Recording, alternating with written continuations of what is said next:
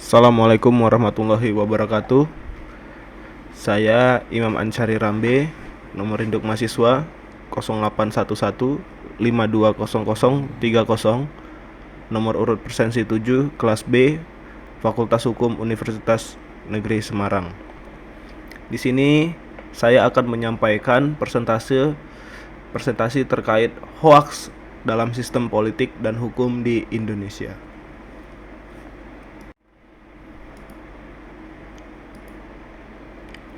Latar belakang dalam sistem politik dan hoaks di Indonesia yang pertama adalah perkembangan teknologi yang berkembang secara tidak langsung, berdampak pada masyarakat Indonesia, terutama perilaku sosial, pengguna media sosial, dan kehadiran media sosial sebagai wadah bertukar informasi satu sama lain. Tentunya akan berdampak sangat positif. Namun di sisi lain, media sosial merupakan media yang kompetitif, digunakan untuk mengungkapkan pendapat, ujaran kebencian, hate speech, dan berita palsu atau hoax.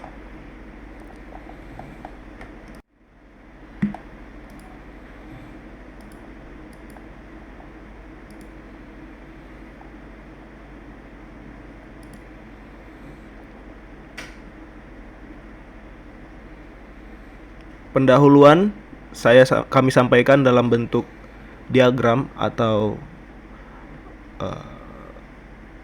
berita itu melalui akses yang sangat cepat. Kemudian berita didukung dengan teknologi. Berita mengandung unsur politik ataupun unsur sara akan dilindungi oleh Undang-Undang ITE. Kemudian dari akses yang sangat cepat itu, masyarakat bebas berpendapat, sehingga berpotensi untuk menghasilkan berita palsu atau hoax. Tujuannya yang pertama adalah pengertian hoax dan sistem politik. Kedua, keterkaitan sistem politik dan hoax. Ketiga, hoax pada pandangan hukum.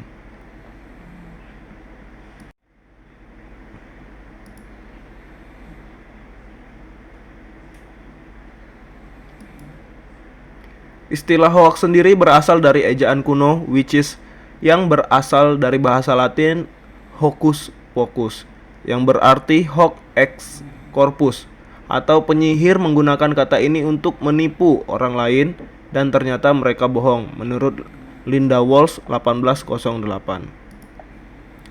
Menurut Kamus Cambridge, kata hoax itu sendiri adalah hoax atau lelucon. Aktivitas menipu, metode curang, dan skema curang disebut hoax. Kemudian situs hoaxes.org dalam konteks budaya memperkenalkan konsep hoax sebagai aktivitas penipuan.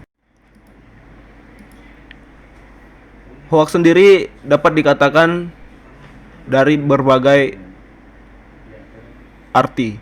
Yang pertama bisa informasi palsu, berita bohong, atau opini keliru yang dianggap nyata, kemudian menghasilkan berita bohong.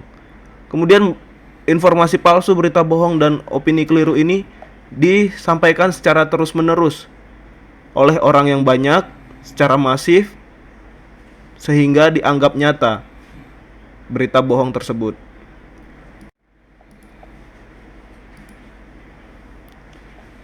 Sistem politik. Istilah metropolis mengacu pada negara kota.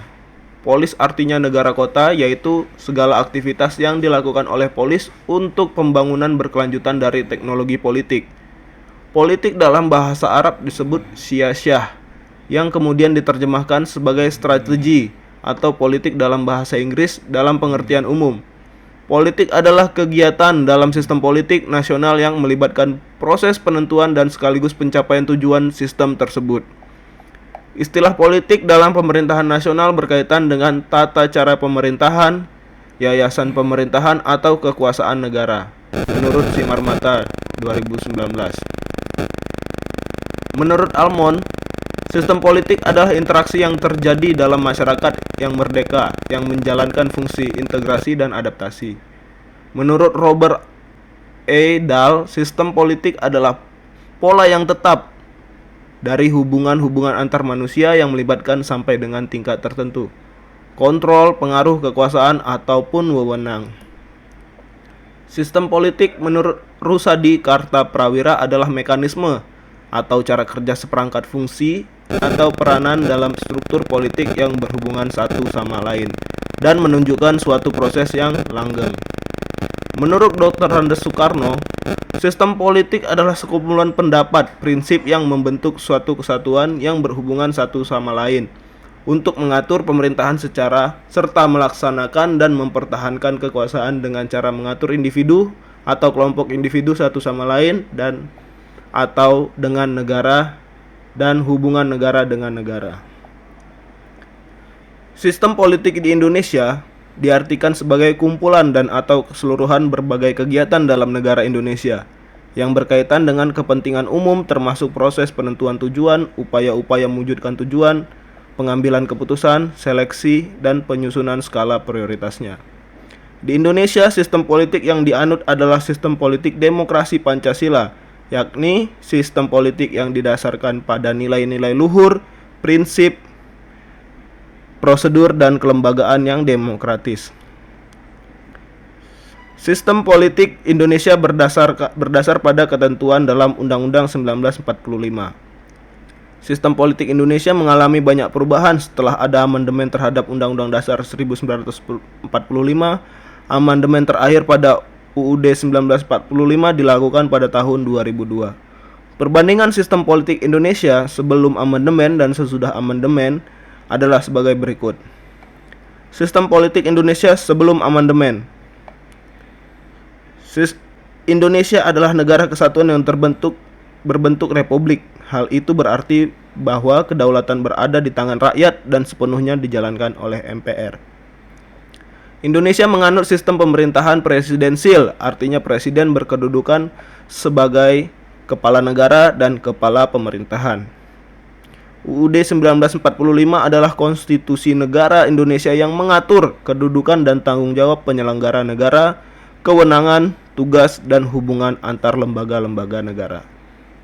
UUD 1945 juga mengatur hak dan kewajiban warga negara. Lembaga legislatif terdiri dari MPR yang merupakan lembaga tertinggi negara dan DPR. Lembaga eksekutif terdiri dari presiden dan menjalankan tugasnya yang dibantu oleh seorang wakil presiden serta kabinet. Lembaga yudikatif menjalankan kekuasaan kehakiman yang dilakukan oleh MA sebagai lembaga kehakiman tertinggi bersama badan-badan kehakiman lain yang berada di bawahnya.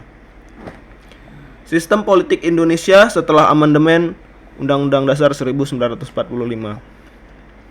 Pokok-pokok sistem politik di Indonesia setelah amandemen adalah sebagai berikut. Bentuk negara adalah kesatuan, sedangkan bentuk pemerintahan adalah republik. NKRI terbagi dalam 33 provinsi dengan menggunakan prinsip desentralisasi. Kekuasaan eksekutif berada di tangan presiden. Presiden tidak bertanggung jawab pada parlemen dan tidak dapat membubarkan parlemen.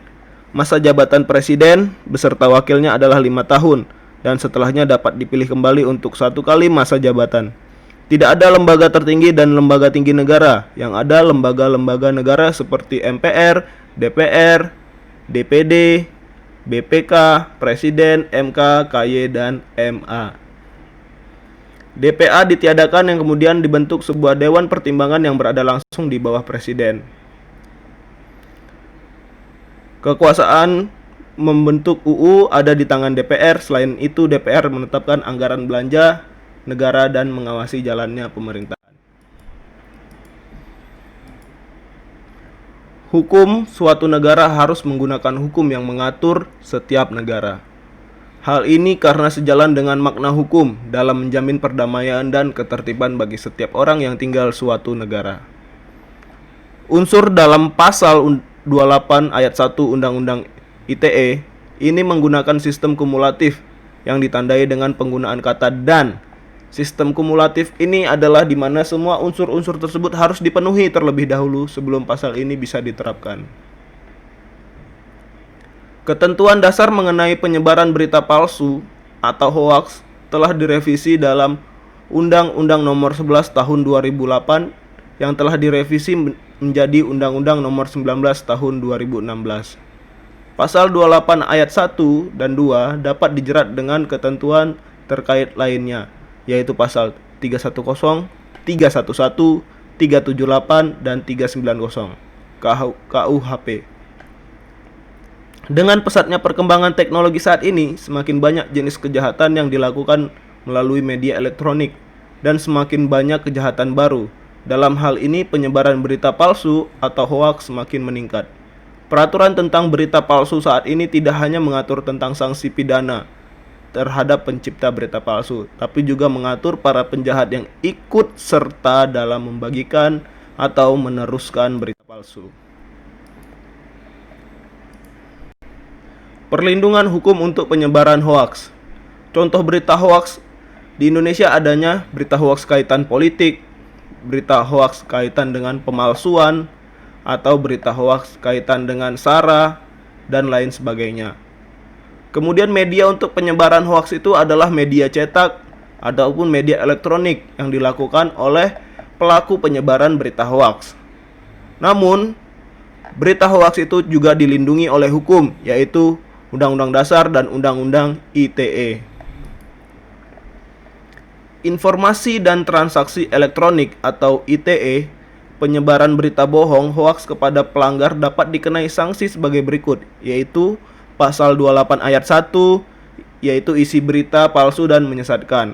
Pasal 28 ayat 2 mengacu pada konten yang menimbulkan kebencian atau rasa kebencian terhadap individu dan atau kelompok tertentu berdasarkan agama, ras, suku, dan golongan.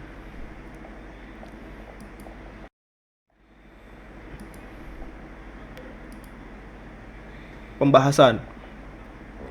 Kementerian Komunikasi dan Informatika atau Kominfo mencatat hingga 8 Agustus 2020 sebanyak 1028 kasus hoaks tersebar di berbagai platform media sosial terkait disinformasi tentang coronavirus COVID-19.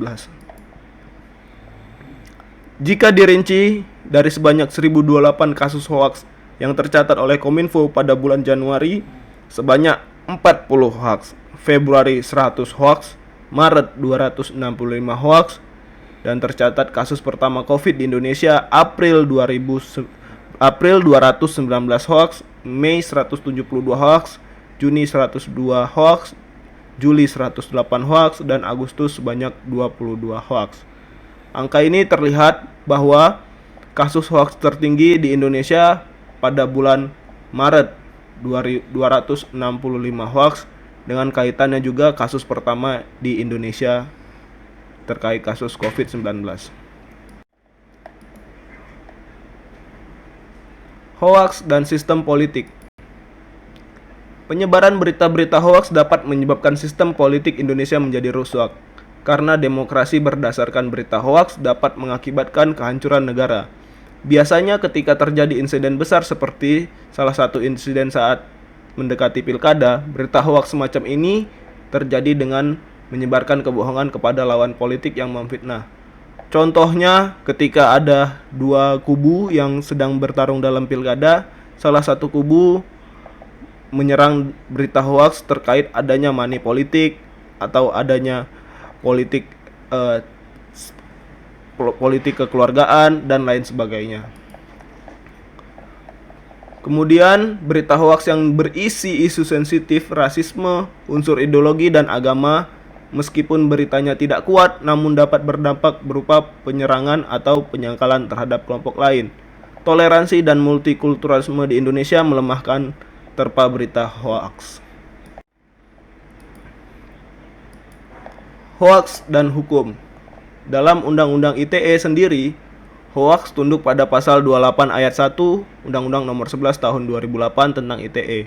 Pasal 28 ayat 1 Undang-Undang Nomor 11 Tahun 2008 tentang ITE berbunyi, setiap orang menyebarkan informasi yang tidak benar dan menyesatkan tanpa mengetahui dan tanpa hak sehingga menyebabkan konsumen dirugikan dalam transaksi elektronik. Dalam pasal 28 ayat 1 yang dimaksud dengan berbohong dan menyesatkan memiliki arti yang berbeda. Yang dimaksud dengan berbohong adalah perbuatan, dan informasi yang disebarluaskan dalam bentuk berita dan atau informasi lain, informasi nyata dan kata-kata menyesatkan itu adalah efek dari tindakan menyebarkan berita palsu. Kesimpulan, sistem politik kerakyatan di Indonesia adalah demokrasi Pancasila. Rakyat negeri ini memiliki urusan politik sendiri-sendiri untuk ikut serta dalam politik sesuai dengan hak asasi manusia. Mengapa Indonesia tidak mengadopsi sistem politik liberal, fasisme, dan komunisme? Semua karena Indonesia sebagai negara demokrasi tidak cocok untuk menganut sistem politik ini. Untuk menjaga keutuhan sistem demokrasi Indonesia, pemerintah dan masyarakat perlu bekerja sama menghadapi pesan hoaks ini untuk menghindari perpecahan atau keutuhan suatu negara.